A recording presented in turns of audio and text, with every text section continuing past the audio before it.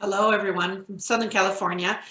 My name is Sam Westcott. Let's go to the next slide so I can introduce myself. I can see many of you that I already know, and it's so good to see my friends out there. And for those of you who don't know me, it's really nice to meet you. Feel free to introduce yourself to me online. You can almost always find me on LinkedIn because I love to connect with research administrators. Just a little bit about my background in today's session. I have spent nearly 30 years. In April, it'll be 30 years straight in research administration. And I have worked for public and public and private institutions, as well as for an academic medical center. I have worked mostly in departmental research administrations where I started out. I always end up getting pulled into central and then going back to departmental, but I've done pretty much everything along the life cycle. And today's session, we're just going to talk about the basics, the essentials of post-award administration. Next slide, please.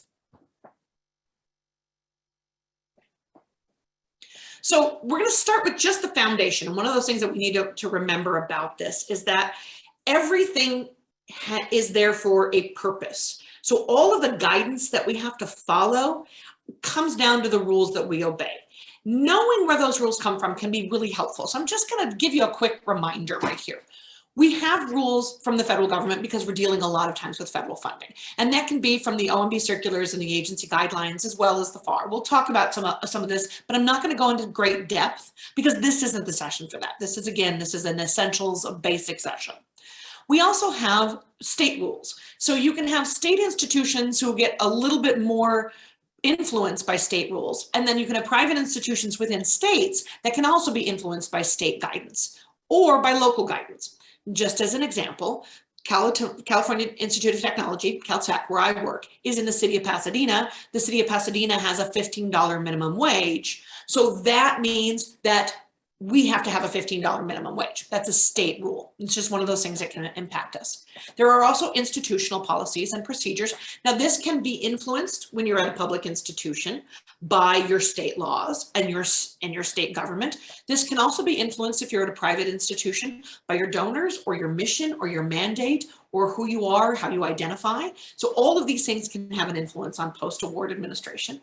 You also can come down to your school, your college, your department, your division. It could be that your particular department chair doesn't allow something as opposed to other department chairs allowing something. We have that in our institution. And then it can also come down to the very PI because there are PIs who will have rules about it. So just having an understanding that the rules that we obey come from all sorts of different sources, and that sometimes knowing that source can make it a lot easier for you doing post-award administration. Next slide, please. So what am I going to cover in the next hour? The next hour, we're going to talk about everything, essentially that portion of the life cycle from the time the proposal's ready to launch into being an award through closeout. That's really the essence of post-award, and that's what we're going to talk about here today. So we're going to start with a pre-award setup. We're going to go through award review and setup. We're going to talk about assigning costs. We're going to talk about monitoring costs. We're going to talk about cost transfers, reporting, and closeout. Next slide. So let's start with the pre-award accounts. You get that message from the faculty member. You run into somebody in the hallway, or you get that email of like, I know the award is coming. Sometimes it will be on an NIH award. They'll get a just-in-time notice and they know that they have to go through the paperwork and update it. So the odds might be good. They might have received a notice that their score is good. They may just know that the award is coming. But we don't have the award in hand yet. So I want to talk a little bit about when do you take those risks and how do you assess those risks for setting up a pre-award account. Pre-award account is sometimes called an at-risk account. It's sometimes for pre-award spending. Most institutions have a procedure that allows you to set up some kind of accounting in the accounting structure or in your system that allows you to begin charging against an award that hasn't been received by the institution yet. So one of those things that you have to kind of think about is sometimes we get ahead of ourselves in this. Sometimes the risk is if we set up that pre-award account and we start spending against it, what happens if the proposal is unfunded? What if there's a misunderstanding? What if something comes in and we can't accept the terms and conditions? So there's a real risk of running costs on your shoulders that are not necessarily going to be able to be borne by the award when it gets there. So you have to think about things that make sense, and you need to be careful and cautious about using this. So, for example, when you have costs that come in and you're going to reassign some of those costs, or you're going to put some of those costs onto that new pre-award account. If you're adjusting from another federally funded project, so let's say you have a postdoc who's working on project A that's federally funded and is going to move to this new project B that's federally funded. If you move those costs from the federal to the federal, if you continue to allow the postdoc to charge against federal the project A, and you move it to project B later, that's a higher risk cost transfer. So you want to kind of avoid that. But at the same time, if project B doesn't end up getting funded, you can't then move the cost necessarily back to project A without creating a problem. So you need to really be smart and think about the unintended consequences of making these decisions prior to making the decision. So you kind of have to get to that place where you have to decide where it makes sense. There is also a lot less concern about federal to discretionary. So if your sponsor coming in is non-federal, it has a lot more flexibility, then perhaps you don't want to worry about taking that risk of moving those costs later. Or if you have that opportunity to stop the costs and suspend them until the decision is made, that might be the right idea. You need to also think about potentially using discretionary sources in lieu of setting up that pre-award account. Because if the pre-award account is set up prematurely and then it doesn't come through, it's a lot easier to move costs from a discretionary account back to a federal account than it is to move it from an account that's getting closed down because it didn't get funded. I see there was a question about asking whether or not we're going to talk about the rules that trump each other. We can talk about it a little bit, but some of that gets into, like, federal law trumps everything, right? If the federal government comes out with a law, it trumps everything. But it really is going to get down to, like, the rules that are coming in for a particular award come in from the sponsor. So if a sponsor is federally funded, those federal rules are going to be the ones that guard it the most. But the federal agency may come up with special rules and guidance that goes over it. What you need to do is stop looking for what trumps it as much as looking for what is appropriate. If you put whatever it is you're trying to do in your proposal and it was awarded that way, you can probably do it. If you're doing something that might not have been included in the proposal and it might reflect a change of work, you better pull those proposal terms. You better pull the award terms and take a look at it. It's not really a matter of, like, which card is a higher card than the other card. It really comes down to looking at the award and what you're trying to achieve.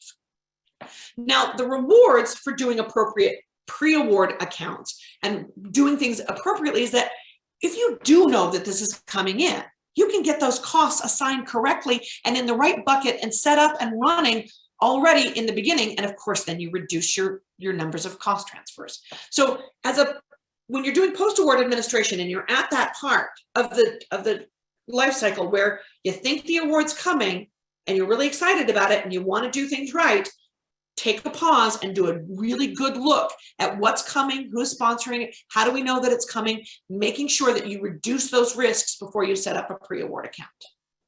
Next slide, please. Let's talk about the award is here. Okay, and this is going to take some work, and I want to tell you this is a partnership. So if you attended the session prior to this session, there was some really good information in detail about the partnerships between everybody, from the PI to the departmental administrator to the sponsored research office to your post-award administration, because everybody is involved in that. When an award comes in, if you're going to have two buckets that you're going to want to look at first and foremost. This is general. Again, we're talking about basics. One is this a grant or is this a contract? Because when you're talking about something that's a grant, you're talking about financial assistance.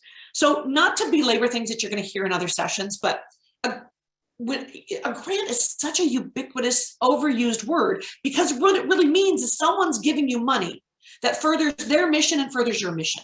And then together, that work that's being done will benefit both parties. So they're going to give you some money, but your organization, your PI is the one who's really kind of saying what work is going to be done with it. If it's a contract, You're talking something that's much more on the lines of procurement, where we're going to give something that's either tangible, that's a purchase. There's going to be some result that we have to give them that is exactly what they want and exactly when they want it and how they want it. So those are two different areas.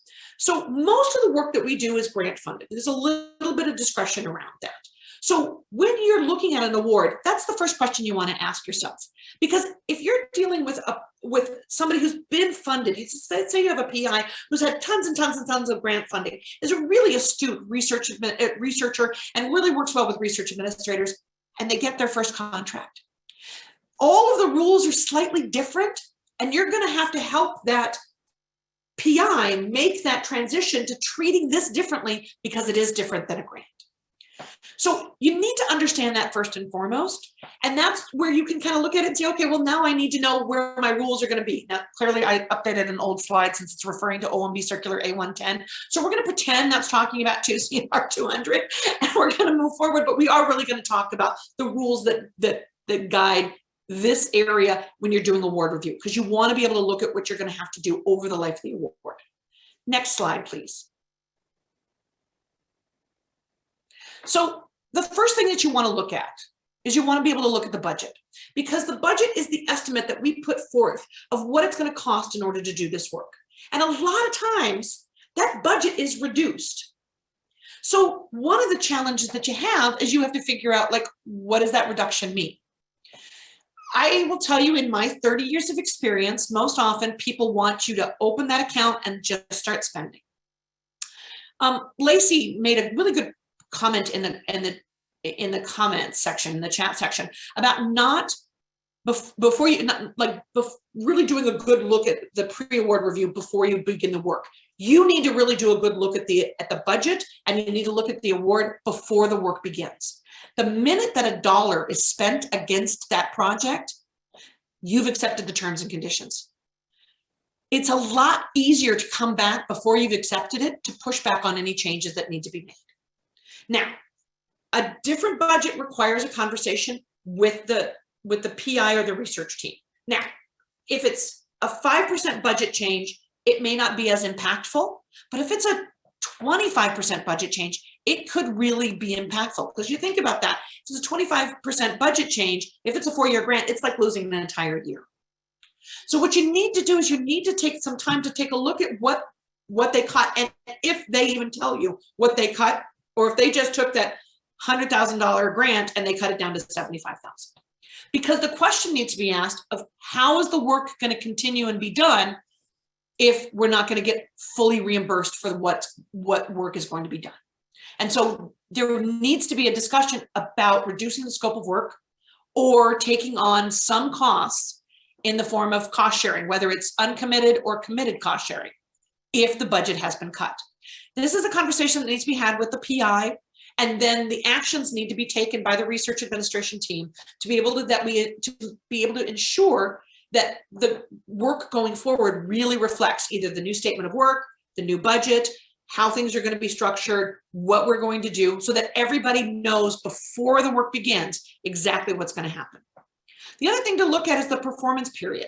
I have had projects come in where there's been a gap. You know, when you get a renewal on an award, and for some reason, because of the delay in timing, I had a March 1st start date in order to keep continuity in my projects, and I got an April 1st start date. That gap means that we have to stop work for a month. We have to reallocate the personnel. We have to figure out what to do.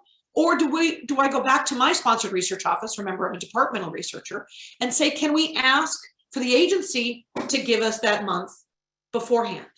And this is where you get into the, well, do you have pre-award spending authority? Because if you have pre-award spending authority and you've got the ability to do that in-house, that's where your sponsored research office can partner with the department and can solve the problem in-house. Sometimes you got that 4-month gap and you only have 90 days of pre-award spending, but you might be able to go back to the agency and get that, because the agency will probably want you to be able to have continuity on a project that's been renewed that they're continuing to support.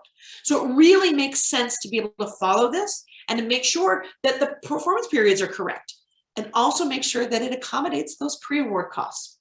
So if you've gone back and you've set up that at-risk account and you've got some costs sitting there and they started March 1st, but your grant doesn't start until April 1st, what are you going to do with those costs? Again, these are really important things to think about. And it's really easy for us to just eyeball something and go, yeah, we can live with this and let the grant start. But it really takes a lot of fortitude to go through and say, no, we need to make sure that this is all correct, because it will save you lots of headache down the road if you don't. And then finally, if there's any non-standard terms in reporting. Now, our astute Office of Sponsored Research central personnel will often be the ones to be able to flag things that are non-standard terms that our institution may have problems with. But sometimes they're okay with reporting terms that our faculty members cannot comply with. In the course of my time working, I have met more than my fair share of faculty members who will go well into delinquency on reporting because they just can't get to it. They're too busy. It's not a priority for them. They've got too much on their plate. So if you happen to know that, if you're in a department and you happen to know that you've got somebody who has an issue with meeting reporting terms, even on a standard basis, you certainly don't want to have to move to monthly or quarterly reporting. That's onerous. This gets a little bit trickier now too, with a lot of the new foreign influence reporting. So in the Division of Physics, Mathematics, and Astronomy at CalTech, where I manage the sponsored research, we have a lot of Department of Energy funding, and there's a lot of foreign influence rules. And the Department of Energy has chosen to let each laboratory decide how they're going to manage that with their funding. So we will get from one of the national labs a requirement that we do quarterly reporting, that we're not engaging in any activities that could lead to foreign influence, undue foreign influence. That sounded all well and good, but we had to make up the reporting. We had to figure out how to do it. And then we have to make sure that it gets done on a quarterly basis. And sometimes we have leadership within the projects that are just not responsive and too busy. And we don't want to be delinquent in these reports, especially when they're special reports. So you really have to have an understanding of what the requirements are and how to help your institution succeed. And if you can't live with it, this is where you partner with your sponsored research office, because sometimes they've got the right negotiation skills, knowledge, ability, experience. They know what's happening in another department to be able to get a term that can be changed or massaged or excised to meet what we need in order to do the work. Next slide, please. So here's some other examples that can really impact individuals who are working in research administration. Most institutions do not use labor hours. However, a number of federal sponsors, especially those that are Department of Defense, happen to like labor hours. Because we don't work with labor hours, we will sometimes get requirements in our reporting that says that we have to do things by labor hours. If this comes up, this is the kind of thing that you want to flag your sponsored research office, or the sponsored research office needs to flag the department about as soon as possible. There are ways to make it acceptable, because you can get to that term where the institution can say, we don't do labor hours, but we will convert our labor into hours based on this structure and report it that way. Or we can see if we can get that rule struck altogether. It really can get very cumbersome, especially in contractual reports. And that's where you can also get into a whole lot of, trying to avoid sounding like the DMV bureaucrat when you're working with your faculty member. It's really challenging sometimes to work with a faculty member and come at them with here's all the things that we're going to be required to do, and you're going to have to participate in this, and not sound like wah, wah, wah, wah, wah, wah, wah, wah, wah, because the bureaucracy can be overburdening to them. So this is where you need to kind of have that partnership where you can empathize with how they're going to have to do this, but you can also ensure that this needs to be done and that you're doing it in partnership, not just with them, but that the sponsored research office, your post-award accounting office, everyone is doing it in partnership together. There also can be requirements for detailed expenditure reporting that falls outside of the way your normal expenditure reports come out of your finance office. And when those are required, that often falls down to a research administrator, either at the department level or at the lab, or somebody's got to run those reports and pivot that data to show that detailed expenditure in whatever way it needs to be shown. This sometimes happens with research subjects, animal subjects, or it will happen with special reports with regard to specific expenditures on with travel or particular trips or participant support costs. So it's really important that you understand that when you're looking at the award terms, that if that's going to be something that you know your institution isn't going to necessarily do and someone's going to ask for it, you can sometimes predict as a research administrator, I'm going to have to get inserted into this. And if I need to do this, I need to be prepared. So you need to think about those things. And again, I come at things as a departmental administrator, but for those of you who are central administrators, think about it as how would a departmental administrator fit into these requirements? Or if you're in an institution that doesn't have them, how are you going to balance that out at the central level? Next slide, please.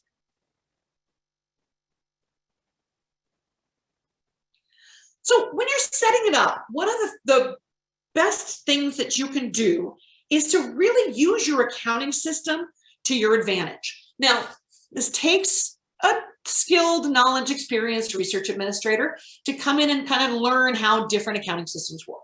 So I'm at an Oracle institution, and my institution allows us to pick the numbers, and that gives me some real opportunity to structure my, what we call our PTAs, but my chart of accounts number that everyone's going to use to spend, to make it really identifiable to that particular project. So I like to incorporate the nickname that the PI uses for the project into that accounting structure number. You may not be able to do this, but odds are very high that there's a pattern in your accounting structure that you can start to use to be able to help your faculty and help yourself structure your awards from the very part of the time that it's set up, so that the reporting and the monitoring can be benefited through your accounting structure and not burdened by your accounting structure. This becomes incredibly important on your larger awards. When you have a large scope, a program project, a center grant, something with lots of different accounting structures, different PIs, different departments, maybe multiple subawards, take the time before you set it up to sit down and really think about how you can run this project over the life of the project using your accounting system. You have to sometimes reverse engineer it, but if you take that time and if you have the ability to structure things well, then when you run your reports will hopefully align and make it a lot easier for you to be able to monitor expenses, to be able to check your burn rates, to be able to do projections, and to be able to see where things are with an eyeball. Because the problem is, if you don't structure things, if you can't, you need to be able to figure out ways to pull it in and pivot that data and look at the data more carefully. But if you can, then you know when you take a look at a monthly report, you might be able to eyeball things and say, oh, there was a spike here, or there's a problem here, or there was no costs ended up on this particular project and it should have. It will make your job as a post-award administrator much easier, and you'll get much better at it using your accounting system as best you can, which might mean that you may need to go spend some time with your post-award administration so that you can have the opportunity to say, like, what needs to be done. I'm going to put it on mute for just 1 second because someone's at my door. Cool, it was just a shadow. Somebody asked the question about grant management applications you use. So at my institution, we use Cayuse for some things. And then because I'm in physics, mathematics, and astronomy, we use research.gov for most of our NSF applications. We use Nspires, we use the STGMS. We have to use whatever grant management software for the proposals that goes in. Our grant management is done through our Oracle financial system. So I can pull in and use the Oracle financial system structure for my accounting structure. And that does make a big difference. But again, I've had to learn this at more than one institution and more than one way. And if you spend the time to get really smart and learn about your accounting structure system, your accounting system structure, you can then start to realize like where you can maybe use it to your advantage. And this is where it also helps to align and talk with other research administrators. This is also a really good time for you to communicate with your PI, because if it's going to take a lot of extra work on your part, you have a large grant, you've got to run multiple reports, you've got to reconcile data every single month, you need to let the PI know that this is going to take time and that it's going to have to be made a priority and that they're going to have to make time for you in order to be able to do this. The other thing that you want to take the time to do is align your budgets to match the requirements of the award. There are some times that things go in on the pre-award side that can't be done on the post-award side, but nobody says something along the way. Or there's parts of the pre-award that were not fully budgeted in the post-award. And we're going to talk about that as we get forward, as we get going. But what I want you to do is, as you start to do your account setup, think about how you're going to work with this month in, month out, year in, year out over the life of the project. Next slide, please. So when you're budgeting for post-award, you need to start with the proposal budget. Now, if you are, I am my own pre-award person. So any mistakes made on pre-award, I have to live with on post-award side because I made the mistake and it was my error. However, I'm also, because I'm the post-award person, anytime something comes up on post-award, for example, I recognize that a PI is under budgeting a cost, I can then make that course correction on the pre-award side. If your pre-award and your post-award is divided, you need to become really good friends and you need to be really good allies and partners for each other. This is not a competitive area. This is an area where in partnership, you can really help your institution and really help your PI. So one of the things that you need to do first and foremost when you're looking at the budget and you're looking at how it's going to all roll out is think about costs that were not identified in the proposal or costs that might overrun. Because any time that you have a cost that's going to exist that wasn't included, for example, let's say you have a computing center that does like monthly billing for your computing costs. If somebody didn't include that in the proposal, but you know those costs are going to be burdened on the part of the award, where are you going to make up the difference? How are you going to cover those costs? So it's really important that you need to predict this ahead of time, because you'll need to make those rebudgeting changes. You'll need to either ask for permission or you're going to need to rebalance your budget as early as possible. Otherwise, you could also hold up your post-award invoicing and your financial reporting, because you could have costs that are considered disallowed or costs that you would have to justify. If you think it's going to occur and it was not in the budget, you need to ask. Now, you start with the PI, but you could ask the pre-award administrator. This is where you need to have that relationship. One of the other challenges on this, and we're going to talk about a number of different unintended consequences with budgeting into award, is that sometimes the proposal budgets, especially with regard to personnel costs, are not budgeted the way that personnel costs are going to land. You have to think about the fact that in most institutions, effort gets certified. So if you didn't put personnel, the right personnel in the budget, and then you apply that, and then you're going to certify those efforts, somebody might come back and ask the question of how come that wasn't included in the proposal? Why is there a difference between what you have and what you actually spent and what you said it was going to cost, or who is going to be on the project and who actually is on the project? The challenge is, of course, the reporting is what leads to what they're going to look at in terms of the audits. They're going to look at the reports against the proposals, and that's where you can come up with findings. So you want to avoid the audit findings by making sure that you clear the skids right in the beginning of the project. Next slide, please.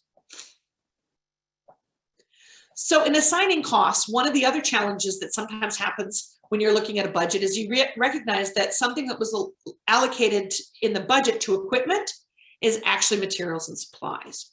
And not making this correction at the beginning or not catching it can be a real problem, because if, you know, somebody, a lot of times people will take whatever it takes to meet the threshold, throw it in the budget to reduce the bottom line. But when it comes to actuals, you can't apply the cost that way. It's not something that can be tagged. It's not something that has a useful life of a year or 2 years or whatever your institution requires. And then you're going to end up with supplies that have indirect costs against them that were not originally budgeted this way. It's very important that you make that delineation as soon as possible. And this, I have seen this happen a number of times, especially with regard to the useful life, because institutions will count computing arrangements like large computers as over more than $5,000, but they don't have the useful life designation, which means they really are supplies, which creates a problem. Someone else is mentioning also that software costs, that there may be a threshold as to software purchases at your institution. And this is where we talked about, like, nobody trumps anybody else, because your institution may very well have a rule and how they designate things that has been approved, and that you have to follow that rule. But a pre-award budget person isn't necessarily going to know that. There's nothing wrong with the job that they're doing. They only have the information that they have.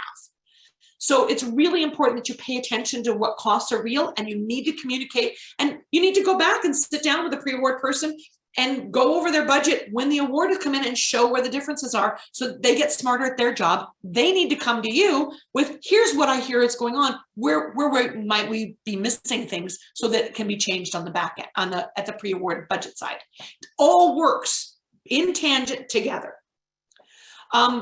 Furthermore, you need to also think about domestic versus foreign. We do a lot of work in my institution, in my area, with the Jet Propulsion Laboratory. JPL has very strict rules about foreign travel. Our faculty are accustomed to just being able to plunk foreign travel into a budget because they go to foreign conferences and not think anything of it. And they sometimes will be looking at JPL funding the same way. And I've got to circle back around and say, we need to actually really justify the purpose of this, because JPL doesn't see this as just a placeholder. They're going to see this as they want to know exactly what you're doing and why you're doing it. And to be quite blunt, I tell my faculty members to just try not to do foreign travel on JPL dollars, because it's a challenge. I also tell them not to buy equipment on JPL dollars, because they're foreign, they're an FFRDC, so any equipment they buy ultimately could be owned by JPL. So there's things that you need to know about your institution and about who they work with as well. That can make a big difference. So on domestic versus foreign travel, you need to know your rules. You need to be aware of how things come. Lacey's bringing up a point of also about equipment builds. So I'm not going to get into that here, but I will tell you, we do fabrication constantly in the Division of Physics, Mathematics, and Astronomy at Caltech. I live in the land of fabrication and equipment build all the time. So if anybody ever wants to talk about equipment build, I will bore you to death with information about equipment build. So you feel free to hit me up on LinkedIn, or you email me, and we can talk about this forever. I know a lot of institutions don't do that, so I'm not covering it here, but maybe we could slip a fabrication session into a future Florida Research Administration conference. You'll find it's just stunningly interesting. Okay, next slide, please. So again, more on assignment of cost. I know this seems like I might be belaboring the point, but all of this work that you do at the very beginning of the award will make your life so much better over the life of the award. And it's so easy to skip this step. It's so easy to just like take it and run. Open up that account and start spending, because that's what everybody wants to do. Take that beat. Take the time to go through things. Because I'm going to tell you, here's another big one. The difference between a service agreement and a sub-award, you can have service agreements at another university, and your PI can think it was a sub-award because they only get the first 25,000 IDC, and isn't that great, and I'll save all that money. But if it's a service agreement, it's full IDC all the time. And this is really important to know, because here's the challenge. As the post-award person, if this isn't caught at that time when you can fix it before it becomes a catastrophe, you then have to deliver the bad news to the PI that they have to come up with the unrecovered indirect cost, or their budget has to be changed, or they have to go back to the sponsor and admit that they're under budget and they have to change the scope of work in order to make things fit. I will tell you, the uncomfortable conversation you have on the front end beats any time having the bad news conversation with a PI on the back end, in my experience. So it's really important that you know that difference, because if somebody just says to you, they throw you here's the sub-award proposal, and you take a look at it, you got to look at that budget. Because if it is just, service center costs, if they're doing they're doing something in their service center that has nothing to do with the research, other than just they're doing something that they have a service center for at their institution, it is not a sub-award. That is a service agreement, and it's going to be very, very different. And you don't want to be caught having that uncomfortable conversation. Because here's the other thing. In the uncomfortable conversation, You're the one bringing the bad news, but you're not just the messenger. You're the one who's going to get blamed for not catching this. You might as well do your best to catch it on the front. Next slide, please. So here are some hints. If you have been working in post-award for a while, you start to recognize not just patterns in your financial system, we're pattern people. We notice patterns all the time. So we know trends. I have that, like I've always been able to talk about the PI who thinks that travel costs exactly what they got from their last reimbursement. So if they went to Dallas and it cost $1,800, travel costs $1,800. Doesn't matter that their next trip is to Milan, travel costs $1,800. I have this problem with publications. Publications cost what publication cost 5 years ago because my PIs have not inflated it. And we live in a land where things don't get inflated on a regular basis. I've been around for a long time. That the modules of the NIH have not changed in well over a decade or more, and yet $250,000 is not what it was well over a decade ago. So we live in that land where people get stuck into numbers and they think that's what things cost. It's better for you to run some reality checks and then go figure out what things are going to really cost on the life of the project, even if you just inherited the budget from someone else. Kay has just pointed out that federal fines go through inflation annually. You know that labor tends to go through inflation. Other costs tend to go through inflation too. So if you've got somebody using plug-in numbers, or my favorite, round it out in travel, round it out in supplies, somehow magically $1,250 is all you're going to need for supplies. I really want to know what kind of project this is. I really want to know what these supplies cost. I'm a post-award person. I can go run all the reports you want. So you tell me what project is similar to this. I'm going to go run the supplies on that project, and we'll look at what you're actually purchasing, and then we'll ask for those things. Because it's absolutely okay for us to have a fully funded budget and a fully funded award for the work that we do. So make sure that you think about reality and compare it, and then plan it. You need to plan it so that every dollar is utilized to the PI's and the institution's best interest. And when I say that, it means like making sure that you're structuring things well, that your indirect cost is hitting correctly, that if you had to be determined, to be named possible placeholders in your budget, you have that conversation with the faculty member about whether or not that's actually going to come to fruition. Because if you had, let's say, a portion of a microscope you were going to purchase, and that's in your budget, but you find out that you got the microscope gifted to your institution, well, then you may not be having that microscope cost, but it's better to have the conversation about what to do with that plugged in number with the faculty member before the money is spent than after the money is spent on supplies and you've got this indirect cost amount that you have to now cover. It's really important for you to have that kind of an open relationship with your faculty member. I'm going to tell you, you're not necessarily their friend.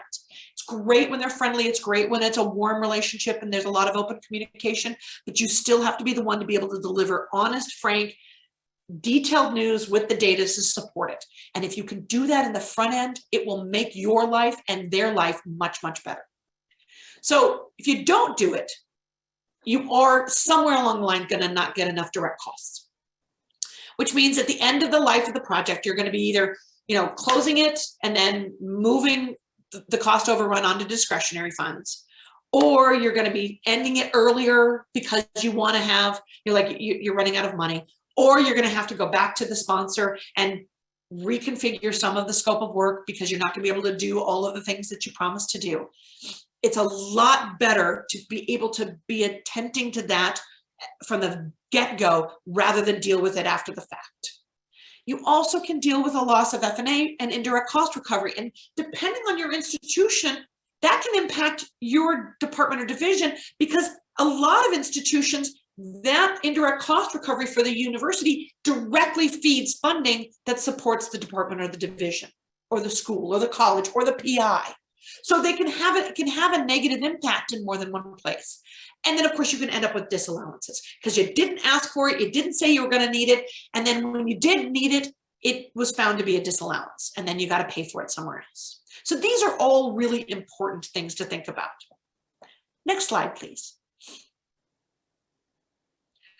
So I talked a little bit about open communication, but open communication also reduces the number of cost transfers, which of course we all know the cost transfers are a metric that everyone's using to say whether or not we're doing our jobs right, even though cost transfers are a fact of life. And I will talk about them a little bit later.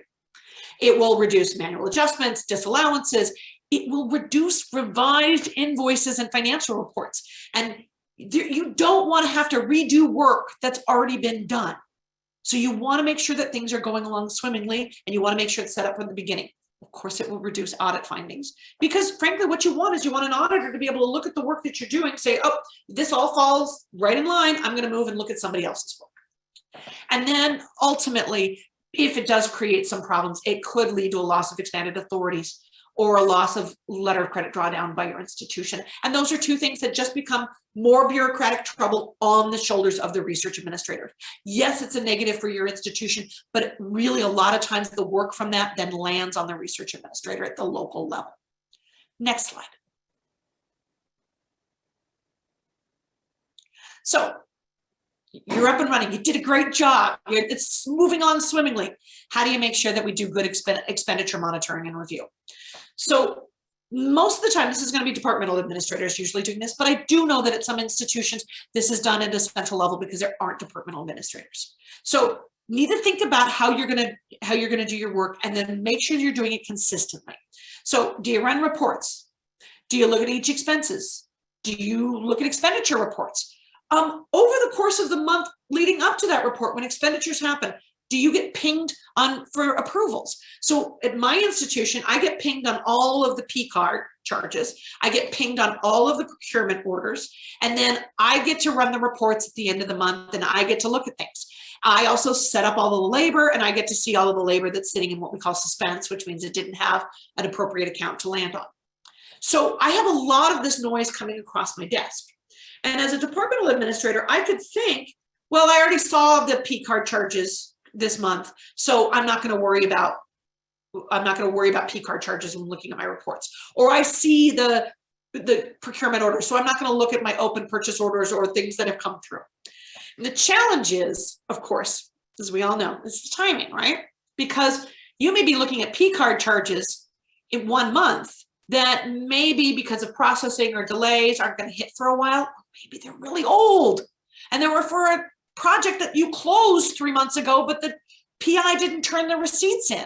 So you need to think about the monthly reports on a regular basis, because if you know that there was supposed to be a trip and you didn't see that trip in your monthly reports, that's a real good opportunity for you to ping that PI and say, I haven't seen the trip to this conference show up. Did you turn in your receipts? Because it's not hitting the account. It's not hitting the project. That's a much better way of doing it, because you're looking at things from all the different places. But it also can be a lot. And so you have to also be able to learn how to spot check. And this is where you get to have good relationships with the people that are doing the procurements and the people that are doing the processing of expenditures and reports. Because if you have a good relationship with those individuals, they will bring to you the things that are falling outside of the regular process. I had a department secretary come to me one day and close the door in my office and tell me that a faculty member was purchasing all sorts of things that were not allowed using her P card on her federal projects. Now, I probably would have caught it, but somebody telling me ahead of time made a huge difference, because then what I did is I alerted the department head that I was gonna start to look at things, and then I looked at everything she'd been doing to make sure I hadn't missed anything else.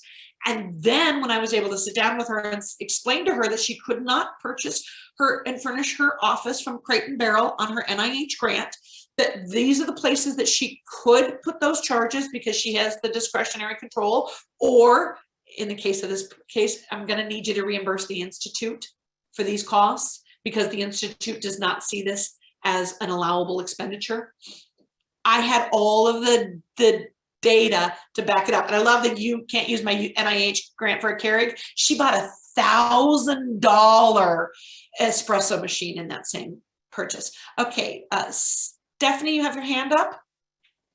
Why don't you go ahead and unmute and ask your question? Oh, sorry about that. I did that by mistake. Oh, that's okay. I appreciate it. So then here's the thing that we also want to talk about. We want to talk about typically reviewable expenditures, because this is the stuff that everybody gets in their business about, right?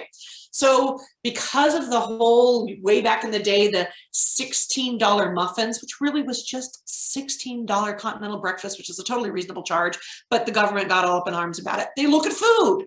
So some institutions have taken a we don't ever purchase food policy. Well, that's straightforward and that's okay, but maybe that's not okay. Maybe it is okay. Again, that's when you get back to the, like, if you'd have looked at this and you'd seen, oh, they're having a meeting on the campus and they're going to talk about these things. That means they're probably going to have food. I'm going to go look and see if they got it in the budget. I'm going to make sure that it was approved. I'm going to make sure I document it. So there's all sorts of things. Now, of course, we don't pay for late charges for things because somebody else is late. The government doesn't want to pay for that. We're not going to pay for your entertainment. Sometimes foreign travel is unawarded. And then, of course, we're not going to let them give away prizes of things off of the funding that we have. But you need to kind of know what you're up against. And this can vary from sponsor to sponsor. And no, Jeannie, you can't use your Army grant to purchase bar stools. Next. Okay, so how do you do this in a good, timely manner? First of all, try to provide timely reports to your researchers. If you try to do reports on a monthly basis and you don't get to it every month, that's okay. If you doing reports on a quarterly basis and you don't get to it every quarter, that's a problem. So think about your timeliness. Think about how often you're doing this. You need to meet with your researchers regularly. I know they don't want to meet with you. I know you don't want to meet with them, but I promise you, you need to work with your researchers because you are in partnership with them. If they didn't go and do this work, we wouldn't have jobs. If the government didn't make it convoluted and difficult to follow, this would all be software and we would not have this career path. It's really great that you build that relationship. You also need to verify the expenses that they belong in that account, because sometimes you will know things that your PI doesn't. So you might want to highlight things and say, I saw these and I'm curious about these particular things.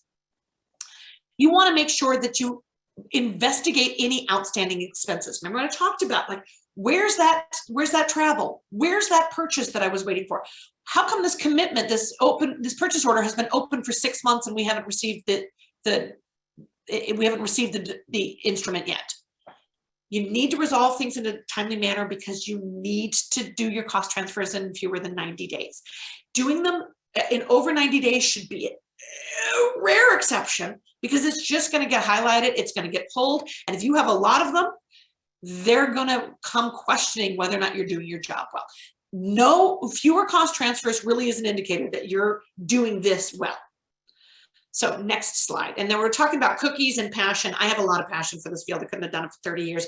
And I like cookies too. But don't everybody send me cookies. I did the COVID-19 and then some, so I don't need extra cookies. Okay, I'm going to take a pause and read Mark's question. He has a scenario revolving a DURIP. The PI has been notified that they've been selected and hasn't been awarded yet. We have the opportunity to execute a 90-day pre-award. They understand the risk. They want to get an order placed. So in reality, the payment could be incurred 15 to 16 weeks. What's the best case? In that situation, in my experience, Mark, is I would actually ask the department to bear the purchase order, to get the order in on their departmental funds, because it generally will just be an open purchase order and not get resolved until it gets in. And then if it gets in, if your system, because I run into this problem sometimes where the expenditure date falls outside the period because we had to get the order placed, we then work with the purchasing department to cancel the original PO and issue a PO in a timely manner that still gets the order in. Now, that was kind of complicated, but this is complicated stuff. This is where you want to really start to work with your procurement people, and you want to find out what's going to show up. Is this going to show up as my expenditure date is going to be the date I did the purchase order, and is that going to be outside the period of my pre-award spending? So you need to really understand the rules, but you also need to understand how you can fix it when things go outside of the rules. So there we go. And Linda, I have no issue if you want to put a plug in and for your kids' cookie sales, and if people need a cookie link. So let's talk just briefly about cost transfers. Cost transfers really are nothing more than just moving a cost from project A to project B, or from project A to discretionary. The transfers if they occur between two sponsored accounts, that can be a challenge. If they go from a sponsored account to a discretionary account or a general budget, your institution can spend their money as they see fit. The sponsor's not going to care. But if they go from a discretionary to a sponsored account, you better have a reason. And this was one of those very reasons. The example that I gave Mark was put it on a departmental account. Let the departments bear the PO, knowing that when the award comes in, we're going to move that cost onto that particular project, but we want to make sure that everything aligns with what they're expecting from the sponsor. Okay, I have about 10 minutes left, so let's go to the next slide. So why do we worry about it? Well, a cost that's placed on one project is certified for allowability when we draw down the funds or we invoice for that particular project. We say this benefits that project. So when you move it to the other project, you're saying, whoops, we lied, we were wrong, with some afterthought. That's where, like it says, herein lies the rub. That requires the justification. Now, the cost could be that cost went there, we went over, so we decided to absorb that cost on our own funds. Not a problem, no risk there. But if you try to say that after the fact, we realized that the postdoc on this particular project did work that really benefited this project, you better have a pretty good reason how that person was on that project in the first place. And sometimes it does. I mean, you could have a technician who was working on a particular project, was redirected to another project, and nobody told the person managing the labor. Totally fine. You do it, you justify it, and you make sure it doesn't happen again. But that's really important. Those two sponsored projects, changing the cost between the two, that's where the auditors are going to look, and that's where they're going to find problems. Next slide, please. So we've talked about the problematic ones, two federals, anything over 90 days, because anything over 90 days looks like you're not monitoring your funds. At the end of a project period, for those of you who can put your projects on hold before they're done, when they're in that closeout stage in like the last 90 days, if you can put your project on hold and not have any costs hit it and then move costs onto it afterwards, that's golden, because then you only have to move on exactly what fits. But if you can't, you got to watch those closeouts to make sure that they don't go overrun, and you got to make sure that you're not sitting there purchasing things in those last 90 days to spend down the money, or moving costs onto those awards in the last 90 days, or moving costs off onto another sponsored project, because that's how it is clear that we're not managing our projects well, or we're just spending down. The other thing, and I'm going to tell you this, and I know you're all going to be told at your institutions that it's not okay. It's totally okay to return funds. A budget is an estimate. If you come in under budget, and for some reason, like it didn't require as much technical work, or the piece of something you thought you were going to buy wasn't as expensive, or you didn't need as many supplies, it's completely okay to remit a balance back to the sponsor. It's far better to remit a balance back to the sponsor than to spend money that really doesn't belong there and have it get looked at. So this is really, really important. And then, of course, anytime it involves salaries or wages, because people work on projects, they're assigned to projects. And if somebody's not monitoring that, it's really, really important that somebody admit that and fix it. Next one. Subrecipient monitoring. I'm only going to barely touch on this, because if you missed the session before my session, just go back and watch that recording if you can. It was so good. But here's the thing. The subrecipient monitoring, it really comes down again to that relationship. You need to make sure that you are in close, regular contact with the PI. You need to be able to understand how things are going. So I'm going to go to the next slide, please. And we're going to talk about the things that you want to make sure that gets done. Stephanie asks, how do I manage to keep funds off the project in the last 90 days? My institution, I can put things on hold.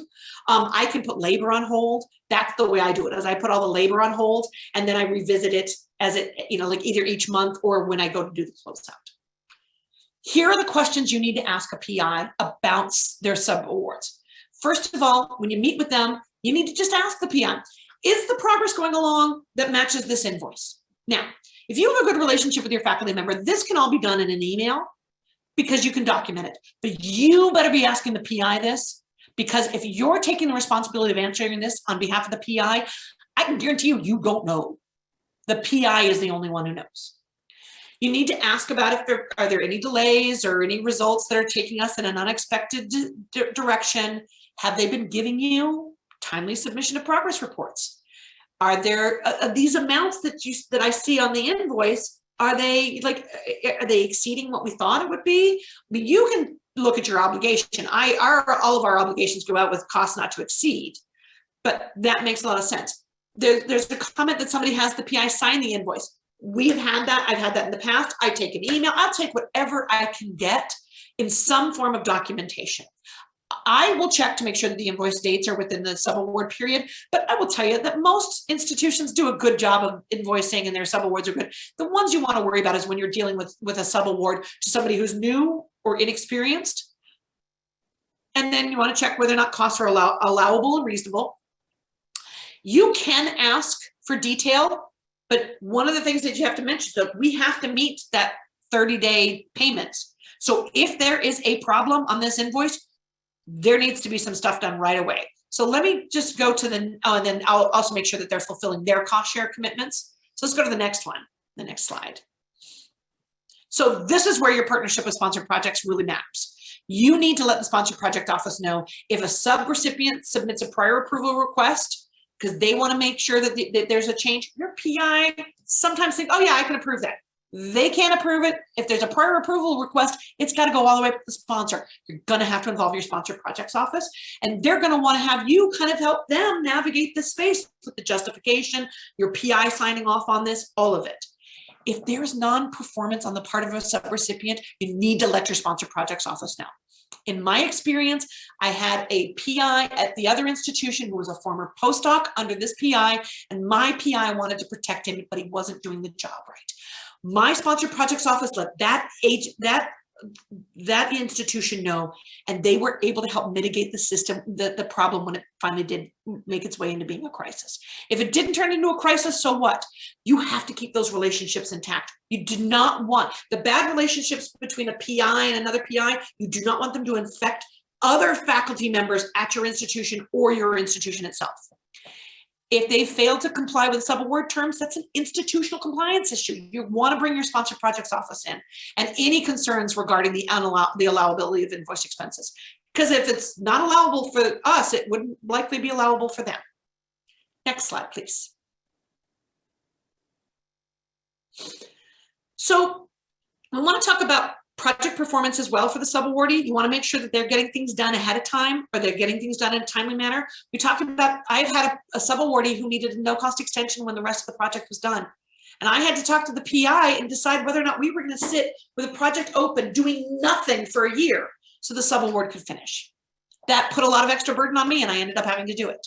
Make sure that you're doing your financial reviews and that you're reviewing any of the costs, and then make sure that you coordinate the final payment with the sponsored projects office, your procurement office, whoever's doing it, so that you know this is the final invoice, so you can close that line out on your budget. One last slide, I think. Closeout. Departments are really actively involved in the closeouts, so they need to be considered ahead of time. Stephanie pointed out that there's a lot of problems in closeouts when the institution requires that the project stay open until the FFR is submitted. That's really challenging. So then, because then you have to then go build up all the barriers to make sure nobody charges against this, so that every charge that gets hit against it gets moved off. It does become a real problem. So you do need to try to work in partnership with everybody in that process as well. I'm also like, I love to close things out early. So I'm like, I try to get it in and get an email to them saying, this is ready for closeout. So that anything that happens after the fact, if they're not monitoring it, you know, like I can point to it and say, I notified you that it was ready for closeout on this date. Next slide. Okay. I did this in an hour. I was trying to do this in an hour. I was trying not to do it in 2 more. Any last questions? Like I said, I'd be willing to talk for days about procurement and building fabrications and everything else. And again, find me on LinkedIn. I also, I am on Twitter, and on Twitter, I do occasionally, I tweet personal stuff too, so you'd have to deal with that. But I do tweet research administration tips on Twitter. So there's a whole collection of them. So when I have other researchers or research administrators send stuff, I share it there. So anybody can contact me at any time about anything. I'm, one of the old guard. And if we haven't met, please introduce yourself to me. I love making new friends.